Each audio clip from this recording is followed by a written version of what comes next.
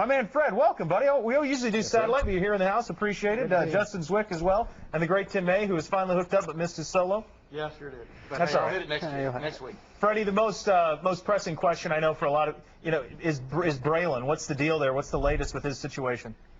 Well, Braylon was put on the non-football injury. It's a list I never even heard of, and I've been following this for 25 years. But he had an injury. The rumor was that in a pickup basketball game hurt his ankle. He's supposed to be okay, but he was supposed to report Monday. Didn't report till Tuesday. I heard that he's getting a fine. He failed the physical. He's supposed to be able to pass the physical and be out on the field Saturday, but we'll see.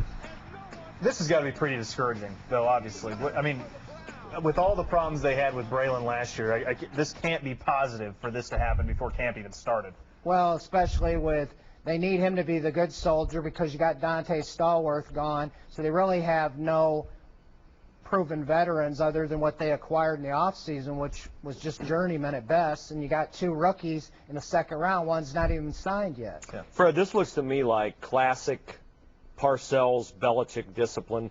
Braylon gets hurt in the offseason. They don't like it. They're trying to get him under control. You mentioned good soldier. This is a way they could, not fine him and just let him come in late, but they make him come in early knowing he's probably going to fail the physical. Or I wouldn't even be beyond Mangini saying to the doctor, find something, fail him. I want to fine him $17,000 and make him pay. Well, that's what the talk is, and just again, how's he going to react? Is he going to not fall into line, or they had their chance supposedly to trade him and said that they weren't going to do that.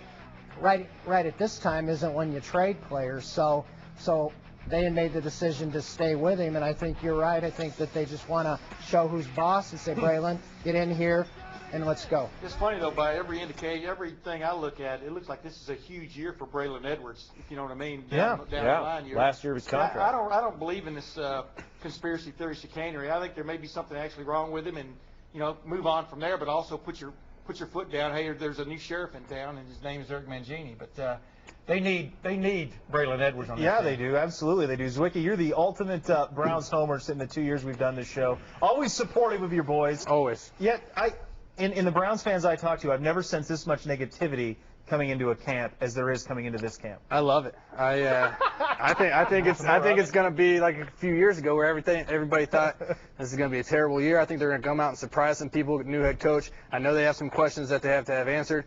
Braylon's going to have to step up big. They got some young guys who are good players, but they're going to be rookies. So he's going to have to step up big. Whoever the quarterback is, that's what it is. But I think they're going to sneak up on some people just because everybody's thinking they're going to be so bad this year. Yeah, I think Justin and I, we've agreed on this for a while. I think the Browns. You 2 clowns also agreed on the Indians. They're in a tough division to a certain extent, but I believe the Browns are poised to make a move this year. I mean, Tim, what do you see? Just because they've got a new head coach who knows, in my opinion, knows what he's doing. Yep.